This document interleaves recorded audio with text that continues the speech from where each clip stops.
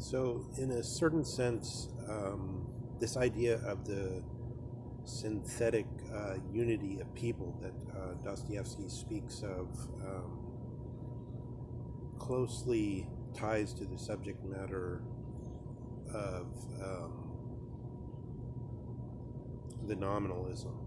So, if we're to regard in, let's call it external reality, in contradistinction to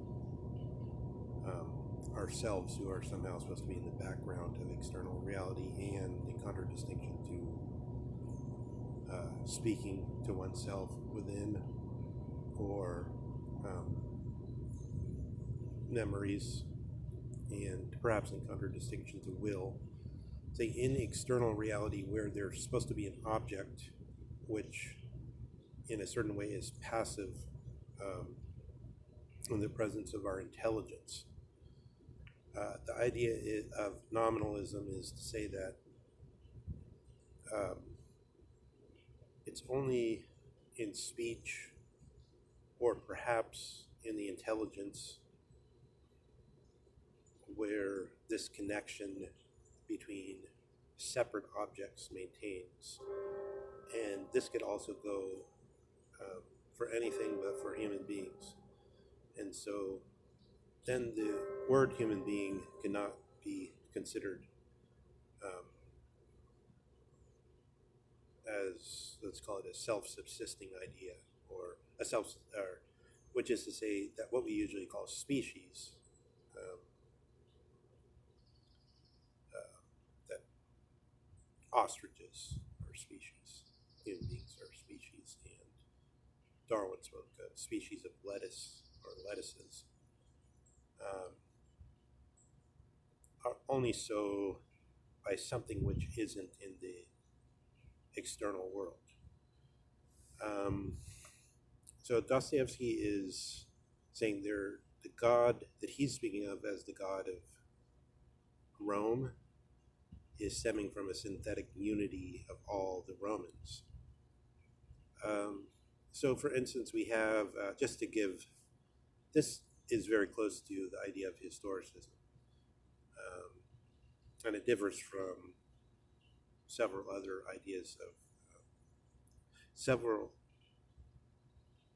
ideas which describe phenomena and name them theoi, or gods, and name them religion or bounded duty. But this idea is much like the modern idea of historicism as it struck Husserl and Heidegger. So, for example, Leo Strauss points to a scholar, perhaps a somewhat lesser, he's not a great philosopher, but he's a good one, Collingwood, who in his book on historicism, he raises the example of Julius Caesar, who wrote several texts on his two expeditions to the Isle of the Britons, and never in any of those texts does he ever say why he went all the way to the ends of the earth. It's taken totally for granted. So this idea of whatever the good and evil are of the people is somehow there in such observations, so the tacit background. So, and then Husserl speaks here of the motive. Husserl is still not a historicist in the sense that he thinks there's only one motive. He doesn't have the motive of the Romans, the motive of the Japanese, the motive of, as Dugin understands it, these different civilizations.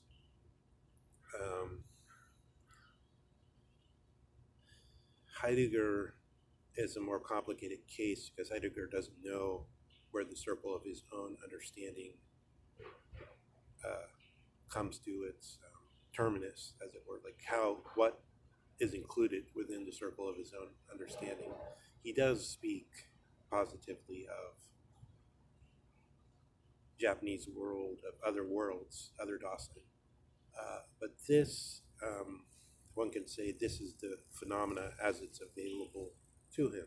He doesn't make a positive assertion that historicism is forever, or that historicism is, and how would he even get the ground to do that? Because unless one would say historicism is an idea in the sense of again, this self-subsisting, real, external object which the intelligence then, in its activity, reads off whether correctly or incorrectly, something like that. He doesn't have that kind. Heidegger has dropped this kind of explicit metaphysical speculation in favor of the phenomenological observation.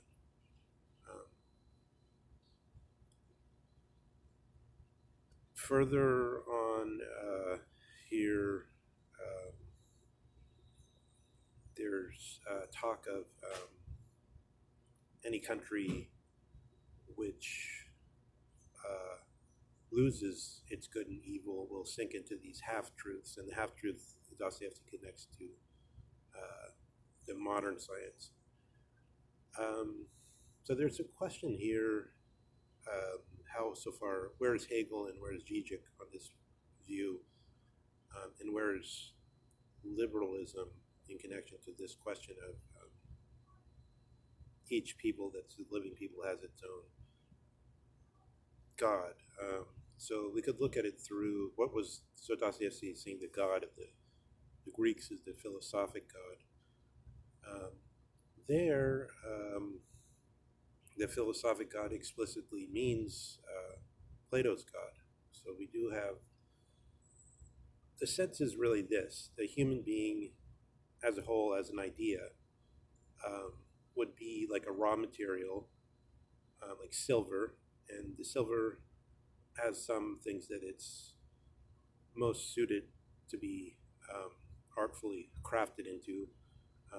Let's say a jug for pouring water, or in Heidegger's example, the sacrificial chalice. So what happens for the Greeks is that the human material either finds its correct way of life, its ordering, in some rare cases, and it's sort of like with the weather, with volcanoes, with all the different cycles, there's the earth, which is changing and which is stochastic or probabilistic, and occasionally you get the right conditions where you can mold human beings correctly, but usually you don't. But all the while in the sky, in the mathematical plane and in the plane of time, where time happens, Aristotelian time, in the sky, there is always this latent power in the universe to manifest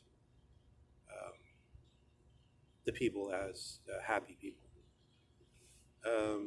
So if you lose that ground through, as it were, a kind of super anthropology where where one becomes aware of different motives of different segments of humanity, motives in this Husserlian sense of if we wait long enough, do phenomenology long enough, will we find out what it was all about, what the motive was. Motive in the same sense that I just we alluded to in sort of this elusive sense of what was it to belong to Rome and be a Roman and to know without ever having to say why these expeditions to the end of the earth were undertaken, and other such things. So we can note that in contradistinction to the publicness, to the public God, to the God which we'll get when, if we look at, for instance, the persecution or the trial of the governor of Sicily, I think his name was Verus, carried out by at great painstaking length and full of the most extreme invective by Cicero as the prosecutor, um, we can then see what it means to violate one's sacred duty. It means something similar, at least in Roman echo, to what we still say today when we speak of corruption in the public officials. Violating one's sacred duty is to violate one's religio officii. That is the Roman sense of religion as the public boundedness. Behind that, we have the pantheons of the gods, and the further you go back, then you can see how extremely harsh the Romans were, and one of the designations of Zeus is Zeus Predator, who is one who a temple was erected to early on at Rome, and the Romans prayed to be a warlike people. And just as an example, Romulus had his brother killed for leaping over the battlements at the edge of the newly founded Rome, because he was regarded as having mocked them in some way. Romulus came to his own end by being torn apart bodily by the Senate.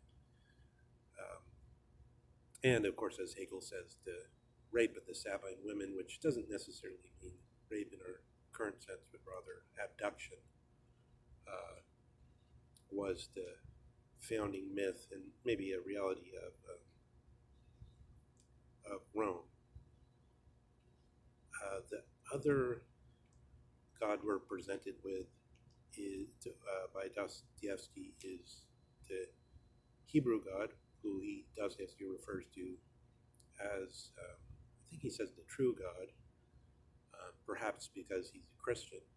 They've taken over that God, but perhaps not for that reason at all. Perhaps he regards the whole issue as relativistic. That's not clear. So in Zizek, when we think of Hegel, there's a question of, is Hegel in the side of the half-truths, which result after science comes in, according to Dostoevsky, or is he on the earlier side, in some sense, of the ideas? I think Hegel still speaks of the synthetic unity of the people, even though Zizek himself emphasizes the economic universality of everyone has a profession, therefore everyone's in the same concrete universal position. Economics is a big part of liberalism in the modern picture, although it's often, we don't see that clearly enough. I'll give you an example of that is in the high school civics course in America, you're pointed to the Great Compromise. I believe the Great Compromise is what Carl Schmitt would regard as, and Burke for that matter, but it's more sharp in the discussion between Schmitt and Leo Strauss, is this issue that what you really get in so-called liberalism is this kind of wheeling and dealing in power politics. So you see that at the beginning of the American order. So probably what happened is that when James Madison made his so-called Virginia plan, he took the modified form of Montesquieu with the separation of powers, but Montesquieu had never contemplated applying his teaching to 13 states in a federation, in a federal body, in a federated body. So it was only accidental that this feature,